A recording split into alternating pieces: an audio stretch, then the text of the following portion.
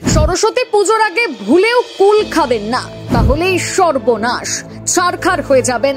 ধর্ম থেকে বিজ্ঞান দুক্ষেত্রেই কুল খাওয়া নিষেধ। সরস্বতী পুজোর আগে কুল খেলে বাস্তবে কি ঘটে, আজ পর্যন্ত কেউ আপনাকে এই সঠিক উত্তর বলেনি। এবারে আসল সত্যিটা জেনেই নিন, শুনলে চমকে যাবেন।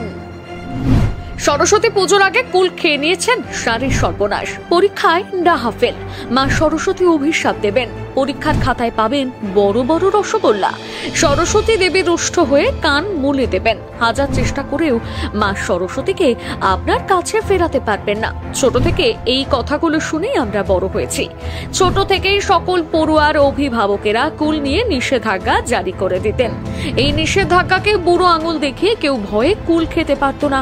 আর যদি কেউ ভুল করে খেয়েও নিত, তাহলে ব্যাস মনে এসে জেঁকে বসতো এক ঝাঁক ভয়।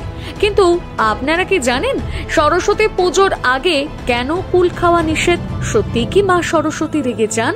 আজকের প্রতিবেদনে আপনাদের এমন কিছু তথ্য জানাবো যা 90% মানুষই জানেন না। আসলে সরস্বতী পুজোর আগে কুল খাওয়ার যে নিষেধাজ্ঞা প্রচলিত রয়েছে তা একেবারেই অমূলক নয়। বিষয়টি পুরোপুরি ভ্রান্ত নয়। এই গোটা বিষয়টি যথেষ্ট তাৎপর্যপূর্ণতা রয়েছে। এর পেছনে গুণে গুণে 3টি গুরুত্বপূর্ণ যুক্তি ও ব্যাখ্যাও রয়েছে, যা শোনার পর আপনিও বুঝতে পারবেন সরস্বতী পুজোর আগে কুল না ছোঁয়ার গুরুত্ব। প্রথম যুক্তিটি সামাজিক প্রেক্ষাপট। আমরা সকলে ঈশ্বরে বিশ্বাসী, তাই কোনো কিছু হলে সবার আগে ঈশ্বরকে ডাকি। তাই সেই হিসাবে যে কোনো নতুন ফসল বা ফল সবার আগে ঈশ্বরের উদ্দেশ্যে উৎসর্গ করা হয়।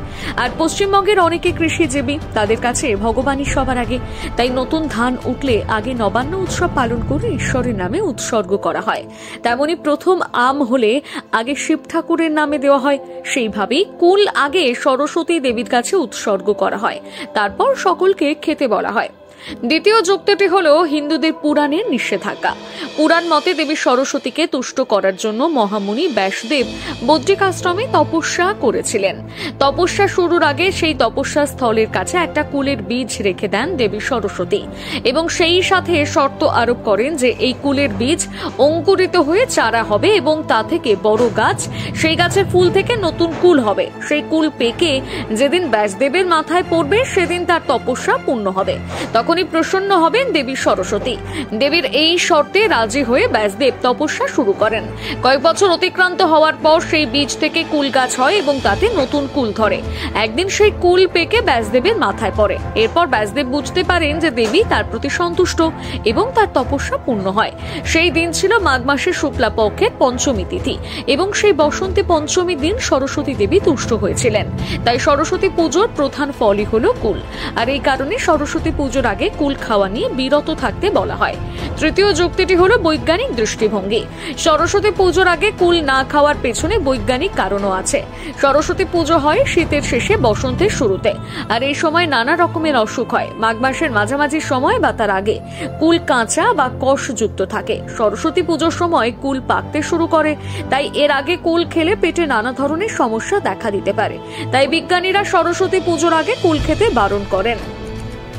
কি বন্ধুরা, বুঝতে পারলেন তো এবার কেন সরস্বতী পুজোর আগে কুল খেতে নিষেধ করা হয়? আশা করি আজকের এই প্রতিবেদনটি দেখে পুরো বিষয়টি বুঝতে পারলেন।